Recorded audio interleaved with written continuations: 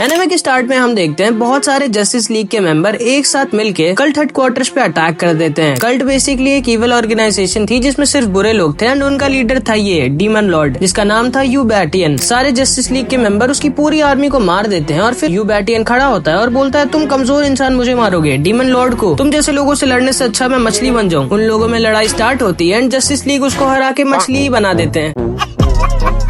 13 साल बीत जाते हैं और हम देखते हैं डेमन लॉर्ड अब बहुत ही ज्यादा डरपोक और वीक हो चुका था। वो एक टेम्पल में छुप के रह रहा था। तभी वो देखता है कि एक परछाई उसकी तरफ आ रही है जिसे देख के वो डर जाता है और छुप जाता है। बट ये परछाई एक्चुअली में थी उसके प्यारे बेटे रेंजी की, जो हमारे एनिमे का मेन कैरेक्टर है। उसको देख के यूबैटियन बहुत खुश हो जाता है और उसको गले से लगाता है और बोलता है ज्यादा देर घर से बाहर मत रहा करो, तुम जानते हो मुझे तुम्हारी कितनी चिंता होती है। फिर वो उससे कहता है कि तुम जानते हो ना बाहर लोग कल्ट मेंबर्स का क्या हाल करते हैं और तुम तो मेरे बेटे हो डेमन लॉर्ड के, सोचो अगर उन्होंने तुम्हें पकड़ लिया तो वो तुम्हारा क्या हाल करेंगे। फिर यूबैटियन रेंजी से बोलता है कि वो चाहता है रेंजी जाके एक हीरो सर्टिफिकेट ले ताकि लोगों को पता चले कि वो कितना अच्छा है और उसका फ्यूचर सिक्योर हो सके। क्योंकि अगर रेंजी को हीरो सर्टिफिकेट मिल जाएगा तो जस्टिस लीग वाले उसको मार नहीं सकेंगे चाहे वो उसको पकड़ी क्यों न ले। एंड लोगों को भी पता चलेगा कि सारे कल्ट के मेंबर्स बुरे नहीं होते, कुछ कुछ अच्छे भी होते हैं। यूबैटियन रेंजी से कहता है लो मैंने पहले ही तुम्हारा जस्टिस लीग एकेडमी का फॉर्म भर दिया था जहाँ पे बस तुम्हें जाके एडमिशन लेना है और वहाँ से सर्टिफिकेट लेना है। रेंजी बहुत खुश हो जाता है और एक्साइटेड भी हो जाता है क्योंकि उसका सपना था बाहर जाके किसी एकेडमी में पढ़ने का। फिर यूबैटियन ली को समन करता है एज रेंजीज बॉडीगार्ड जो उसका ध्यान रखेगा और उसे ट्रेन करेगा। फिर वो दोनों निकल जाते हैं एकेडमी की तरफ जहाँ पे पूरे रास्ते रेंजी ली को अपने कंधों पे कैरी करता है, ऐसा पार्ट ऑफ हिज ट्रेनिंग जो उसको ली ने दी थी। वो लोग उस टाउन में पहुँचते हैं जहाँ पे वो एकेडमी थी एंड वहाँ पे चेक किया जा रहा था कि कोई कल्ट का मेंबर अंदर ना आ जाए। एंड तभी एक लड़का वहाँ पे पकड़ा गया जो कल्ट का मेंबर था और उसे तुरंत ही एग्जीक्यूशन के लिए भेज दिया गया। उसे देख के रेंजी बहुत डर जाता है जिसपे ली उससे बोलता है डरो मत, हम लोगों को यहाँ पे कोई नहीं पहचान पाएगा। तभी वहाँ पे एक अनाउंसमेंट होती है कि डेमन लॉर्ड का बेटा यहीं कहीं है और उसने ये कपड़े पहने हुए हैं। अब इसे सुन के रेंजी और डर जाता है और सोचने लगता है आखिर इसकी इन्फॉर्मेशन लीक किसने कर दी। तभी ली उसे बोलता है चिंता मत करो मैं हूं ना तुम्हारे साथ, और वो कुछ जादू करके रेंजी को एक सुंदर सी लड़की बना देता है जिसे देख के गार्ड्स को भी कुछ शक नहीं होता और वो उसे टाउन के अंदर जाने देते हैं। अंदर जाते ही रेंजी ली को देखता है और डर जाता है क्योंकि उसने खुद को भी एक औरत बना लिया था। तभी उस पे मिंगजू अटैक कर देती है और बोलती है तुम्हारी हिम्मत कैसे हुई इस प्यारी सी लड़की को छेड़ने की। लेकिन तभी ली अपना दिमाग चलाता है और मिंगजू से बोलता है हाँ तुम्हें सही लगा, मैं एक इविल कल्ट मेंबर हूँ और मैं इस लड़की को किडनैप करने वाला था जो कल्ट मेंबर नहीं है। उन दोनों में लड़ाई स्टार्ट हो जाती है और मिंगजू अपना मेन अटैक यूज करने वाली थी लेकिन तभी जैन बीच में आ जाता है एंड ली पर अटैक कर देता है, जिस मौके का फायदा उठा के ली वहाँ से भाग जाता है। अब मिंगजू जैन पे बहुत गुस्सा होती है। फिर मिंगजू रेंजी को लेके वहाँ से जाने लगती है लेकिन तभी जैन बोलता है कि उसका पेट खराब हो गया लेकिन उसके पास टिश्यू पेपर नहीं है, जिसपे रेंजी उसे अपनी रुमाल दे देता है और जैन को उसी समय रेंजी से प्यार हो जाता है। उसको थोड़ी पता था कि एक लड़का है। फिर हमें पता चलता है कि मिंगजू को लड़कों से नफरत होती है और उसको लड़कियां ही पसंद आती है, मतलब समझ रहे हो ना LGBTQ वाली थी। एंड ये रेंजी को बताती है कि उसको रेंजी से प्यार हो गया है। वो लोग अपनी एकेडमी की तरफ जाने लगते हैं और रास्ते में मिंगजू से बोलती है कि क्या तुम्हें पता है कि शहर में डेमन लॉर्ड का बेटा आ गया है जो कि ऐसा दिखता है। अब खुद की तस्वीर को देख के रेंजी बहुत डर जाता है और मिंगजू से बताती है कि उसका सपना है डेमन लॉर्ड के बेटे को अपने हाथों से मारने का। फिर वो दोनों एकेडमी की एंट्रेंस सेरेमनी में पहुंच जाते हैं जहाँ पे मास्टर फे आके अपनी स्पीच देने लगते हैं जिसपे सब लोग सोने लगते हैं और बहुत बोर हो जाते हैं। लेकिन तभी जैसे ही वो कल्ट को खत्म करने की बात शुरू कर देते हैं सारे लोग बहुत एक्साइटेड और खुश हो जाते हैं। तभी एक कल्ट मेंबर को ऊपर टांगा जाता है और मिंगजू उसे दूर से खत्म कर देती है, जिसे देख के रेंजी समझ जाता है कि वो बहुत गलत जगह फंस गया है एंड वो वहाँ से भागने की कोशिश करने लगता है। तभी मास्टर फे एक लकी बॉल को हवा में उछालते हैं जिसे सब पकड़ने की कोशिश कर रहे थे सिवाय रेंजी के, जो बस वहाँ से भागने की कोशिश कर रहा था। लेकिन तभी वो बॉल आके सीधे उसके हाथ में गिर जाती है एंड उसको बीच स्टेज में बुला लिया जाता है। बेचारे की किस्मत ही खराब थी एंड क्योंकि वो जीता था इसलिए मास्टर फे डिसाइड करते हैं कि वो उसको अपनी 10 साल की एनर्जी देंगे एंड वो उससे कहते हैं कि लाओ मुझे अपना हाथ दो, जिसपे रेंजी मना कर देता है क्योंकि वो जानता है कि मास्टर फे ने अगर उसका हाथ पकड़ लिया तो वो समझ जाएंगे कि ये एक कल्ट मेंबर है। वो पूरी स्टेज में भागने लगता है और मास्टर फे उसके पीछे पीछे भागने लगते हैं। तभी रेंजी उसे बार बार बोलता है उसे नहीं चाहिए उसकी की एनर्जी, वो खुद से ट्रेन होकर स्ट्रांग होना चाहता है, जिसपे मास्टर फे कहते हैं अच्छा ठीक है रुक जाओ, मैं नहीं दे रहा हूँ तुम्हें अपनी एनर्जी। रेंजी रुक जाता है और स्टेज से नीचे जाने लगता है लेकिन तभी मास्टर फे पीछे से उसको लॉन्ग डिस्टेंस एनर्जी ट्रांसफर कर देते हैं, जिससे रेंजी के अंदर मास्टर फे की 10 साल की एनर्जी आ जाती है एंड वो बहुत स्ट्रांग हो जाता है और बहुत ही ज्यादा रिलैक्स्ड हो जाता है। लेकिन तभी एक गड़बड़ हो जाती है। मास्टर फे की लॉन्ग डिस्टेंस एनर्जी ट्रांसफर की वजह से रेंजी के चेस्ट इम्प्लांट्स गिर जाते हैं, मतलब उसके फेक बूब्स। अब सारे लोग सोचने लगते हैं कहीं ये कोई कल्ट मेंबर का लड़का तो नहीं है क्योंकि उसने फेक बूब्स लगाए हुए हैं, और सब उसके बारे में उल्टा सीधा बोलने लगते हैं। रेंजी को लगता है अब तो वो गया, उसे उसके पापा के साथ बिताए हुए सारे पल याद आने लगते हैं एंड वो सोच रहा होता है कि उसने कितनी बड़ी गलती कर दी यहाँ पे आके। लेकिन तभी उसके सामने मिंगजू खड़ी हो जाती है और बोलती है क्या हुआ अगर इसने चेस्ट इम्प्लांट्स लगाए तो मे भी शायद उसको उसके छोटे बूब्स पसंद नहीं होंगे, हर किसी के बड़े नहीं होते, इसलिए उसको छुपाने के लिए उसने ये किया होगा। इसका फेस और इसकी बॉडी देखो, कौन सा एंगल से तुम लोगों को ये लड़का लग रहा है। लेकिन फिर भी कई लोगों को यकीन नहीं हो रहा था, जिसपे मिंगजू ने रेंजी को किस कर दिया स्टेज पे। एंड क्योंकि पूरा टाउन ये जानता था कि मिंगजू को लड़कों से नफरत है, इसीलिए वो सब यकीन कर लेते हैं कि हाँ रेंजी एक लड़की है। इसके बाद हम देखते हैं कि इन दोनों का प्लेसमेंट टेस्ट होता है, मतलब रेंजी को कौन सी क्लास मिलेगी। एंड अगर वो इस टेस्ट में फेल हो जाता है तो उसको एकेडमी से निकाल दिया जाएगा। एंड ये टेस्ट ले रहा होता है केन। एंड ये जो केन होता है, इसको रेंजी से नफरत होती है, क्योंकि इसको ऐसे बच्चों से बहुत नफरत होती है जिनका कोई फैमिली बैकग्राउंड नहीं होता। पहले टेस्ट में इन सभी लोगों को इस रिंग के 50 लैप्स लगाने थे, लेकिन केन रेंजी से बोलता है कि तुमको 100 लैप्स लगाने हैं। जिसपे रेंजी उससे पूछता है कि ऐसा क्यों, जिसपे ये कहता है चुपचाप लैप्स लगाने हैं तो लगाओ वरना घर चले जाओ। एंड रेंजी, वो तो डेमन लॉर्ड का बेटा था, वो तुरंत ही 100 लैप्स लगा देता है, जिसे देख के ये डर जाता है। केन को यकीन नहीं होता कि आखिर इसने ऐसा किया कैसे। जिसपे मिंगजू से बोलती है कि इसके पास मास्टर फे की 10 साल की एनर्जी है, तो ये ऑब्वियसली आराम से कर सकता है। अगले टेस्ट में सबको 3 कुनाई नाइफ्स मिलते हैं एंड सबको एक टारगेट में मारना होता है, जिसपे रेंजी एक बार में तीनों कुनाई नाइफ से बुलजाय मार देता है, जिसे देख के सब उसके फैन हो जाते हैं। एंड रेंजी अपने दोनों ही टेस्ट पास कर देता है, लेकिन फिर भी केन उससे कहता है कि तुम फेल हो गए। रेंजी उससे पूछता है कि ऐसा क्यों, मैंने तो सारे टेस्ट पास किए हैं। जिसपे केन उससे कहता है मेरा मन, मैं तुम्हें नहीं पास करना चाहता, इसलिए तुम फेल हो गए। मिंगजू भी उससे कहती है कि ये तो गलत है। जिसपे केन उससे कहता है कि चुपचाप रहो वरना मैं तुम्हें भी निकाल दूंगा एकेडमी से। रेंजी बहुत दुखी हो जाता है एंड वहाँ से जाने लगता है, लेकिन तभी एक लड़की वहाँ पे एकदम हीरो वाली एंट्री लेती है, जिसका नाम था बाई। बाई रिंग में आती है एंड केन से कहती है ये तुम गलत कर रहे हो और वो ऐसा नहीं होने देगी। वो केन को एक डुएल के लिए चैलेंज करती है एंड बोलती है अगर उसने केन को हरा दिया तो उसको रेंजी को पास करना होगा। जिसपे केन उसके चैलेंज को एक्सेप्ट कर लेता है एंड उन दोनों में लड़ाई स्टार्ट हो जाती है एंड केन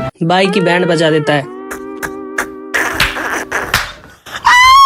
वो हार मान जाती है एंड जमीन पे गिर जाती है। टू बी ऑनेस्ट बहुत ही ज्यादा वीक थी भाई। जिसपे केन उसे और उसके पापा जो अब खत्म हो चुके हैं उनके बारे में उल्टा सीधा बोलने लगता है कि उसके पापा भी उसी की तरह बहुत वीक और किसी काम के नहीं थे और भी बहुत कुछ। अब बाई उसके पापा की बुराई सुन के रोने लगती है, क्योंकि वो अपने पापा से बहुत प्यार करती थी। एंड फिर वो किसी तरह उठ के दोबारा केन को मारने की कोशिश करने लगती है, लेकिन केन उसे दूर फेंक देता है एंड डिसाइड करता है कि अब वो इस फाइट को खत्म कर देगा। और वो बाई के ऊपर एक बहुत ही ज्यादा स्ट्रॉन्ग अटैक यूज कर देता है, जिसे हमारा हीरो आके बीच में रोक देता है और केन से कहता है तुम्हें लड़ने का बहुत शौक है ना, और अपने आप को बहुत स्ट्रॉन्ग समझते हो तुम, और मुझसे लड़ो। केन उसकी भी बात को मान जाता है एंड उन दोनों में लड़ाई स्टार्ट हो जाती है एंड रेंजी एक तमाचे में केन को रिंग से बाहर उड़ा के फेंक देता है। केन बहुत दूर जाके गिरता है, लेकिन उसे समझ में आ जाता है कि रेंजी एक कल्ट मेंबर है, क्योंकि उसने जो तमाचा उसे मारा था वो एक कल्ट टेक्निक थी जिसका नाम था लस्ट स्लैप, जो सिर्फ डीमन लॉर्ड को ही आता था। एंड इसके बाद केन अपने पैरों पे खड़ा होने लगता है, क्योंकि वो समझ चुका था कि रेंजी एक कल्ट मेंबर है। लेकिन इससे पहले कि वो सबको ये बताता, वो बेहोश हो जाता है, क्योंकि ये उस तमाचे की स्पेशल एबिलिटी थी। केन वहाँ बेहोश हो जाता है एंड तभी वहाँ पे एक और नया कैरेक्टर आता है जिसका नाम होता है बुशिंग, जो उस अकेडमी का एक हेड टीचर था और बहुत ही ज्यादा स्ट्रॉन्ग था। वो केन के सर पे अपना पैर रखता है और उससे कहता है तुम्हें शर्म आनी चाहिए, तुम एक बच्चे से हार गए। फिर वो उन सारे स्टूडेंट से कहता है कि वो जान गया कि इम्पोस्टर कल्ट मेंबर कौन है और वो यहीं पे उन सबके बीच में है, जिससे सुन के रेंजी थोड़ा सा डर जाता है। बुशिंग बोलता है कि अगर वो कल्ट मेंबर अपने आप आगे आ जाएगा तो वो उसे एक बहुत ही फास्ट और बेदर्द मौत देगा। अब रेंजी पागल तो था नहीं, वो एक कदम भी आगे नहीं हिलाता। जिसपे हुशिंग बोलता है रेंजी मैं जानता हूँ कि तुम ही हो वो कल्ट मेंबर। अब रेंजी बहुत शॉक्ड हो जाता है, लेकिन तभी मिंगजू बोलती है ऐसा नहीं हो सकता, आपको कुछ गलत फहमी है। जिसपे हुशिंग मिंगजू से बोलता है उसके पास 2 प्रूफ्स है। पहला तो आखिर रेंजी इतना स्ट्रॉन्ग कैसे है, क्योंकि उसने एक तमाचे में केन को सुला दिया। जिसपे मिंगजू से बोलती है क्योंकि इसके पास मास्टर फे की 10 साल की एनर्जी है इसलिए। और दूसरा, तुम्हें याद होगा जैन को रेंजी ने अपना रुमाल दिया था। वेल गेस व्हाट, उस रुमाल में एक ऐसा पाउडर लगा हुआ था जो नॉर्मल ह्यूमंस के लिए बहुत खतरनाक है, लेकिन कल्ट मेंबर्स उसको खाना बनाने के लिए यूज करते हैं। एंड उसी पाउडर की वजह से जैन की हालत बहुत खराब हो गई थी। एंड ये साफ साफ प्रूफ करता है कि रेंजी एक कल्ट मेंबर है, क्योंकि उसके पास कल्ट पाउडर था। लेकिन जैन जिसकी हालत खराब हो गई थी वो भी इस चीज को मारने के लिए तैयार नहीं था कि रेंजी एक कल्ट मेंबर है। तभी हुशिंग एक बहुत स्ट्रॉन्ग अटैक यूज करता है रेंजी की तरफ, जिसे ली आके बीच में रोक देता है और रेंजी को बचा लेता है। असल में ली और हुशिंग बहुत ही पुराने राइवल्स थे। ली पर हुशिंग दोबारा अपना अटैक यूज करता है एंड ली वहाँ से भागने लगता है एंड हुशिंग उसका पीछा करते करते वो भी वहाँ से भाग जाता है। तभी टेस्ट के रिजल्ट अनाउंस हो जाते हैं एंड मिंगजू को तो टॉप की क्लास मिलती है, लेकिन रेंजी को मिलती है the worst class. Even though उसने एग्जाम में सबसे अच्छा किया था। उसकी क्लास कहीं एक जंगल के बीच में थी और काफी बेकार थी, और जैन और बाय भी उसी क्लास में थे। अब क्योंकि उस क्लास में कोई टीचर नहीं था तो बाय कहती है कि आज वो सबको पढ़ाएगी। उस क्लास में कोई सो रहा था, कोई डिप्रेशन में था, कोई नहा रहा था, मक्खियां उड़ रही थी, मतलब कुछ भी हो रहा था उस क्लास में। लेकिन तभी क्लास में एक टीचर आ जाता है और वो था बुशिंग। वो आते ही सारे बच्चों के मॉरल पॉइंट्स डिडक्ट करने लगता है। असल में सारे बच्चों को 100 मॉरल पॉइंट्स मिलते हैं एंड अगर किसी के पूरे 100 पॉइंट्स खत्म हो जाएंगे तो वो उसको एकेडमी से भगा दिया जाएगा। बुशिंग सबके 5 पॉइंट्स डिडक्ट करता है, लेकिन रेंजी के वो पूरे 100 पॉइंट्स काट देता है क्योंकि उसने एक टीचर पे हाथ उठाया था। सबके सब इस बेचारे के पीछे पड़े हैं। कुछ गार्ड्स उसको और उसके सामान को बाहर फेंकने आते हैं, जिसपे रेंजी बहुत डर जाता है क्योंकि उसके सामान में उसके मेल क्लॉथ्स थे, जिससे वो पकड़ा जाता कि वो एक कल्ट मेंबर है। लेकिन तभी बाय और जैन भी बीच में आते हैं और हुशिंग से बोलते हैं ये आप गलत कर रहे हैं। अगर आप रेंजी को इस अकेडमी से निकालोगे तो आपको हम दोनों को भी निकालना होगा। जिसपे हुशिंग बोलता है ठीक है, और वो उन दोनों को भी अकेडमी से निकाल देता है। लेकिन तभी वहाँ पे मिंगजू आती है और उसे बोलती है कि रेंजी ने केन को इसलिए मारा था क्योंकि वो दोनों एक डुअल में थे। अब लड़ाई में दोनों अपोनेंट एक दूसरे को मारेंगे नहीं तो क्या साथ में नाचेंगे?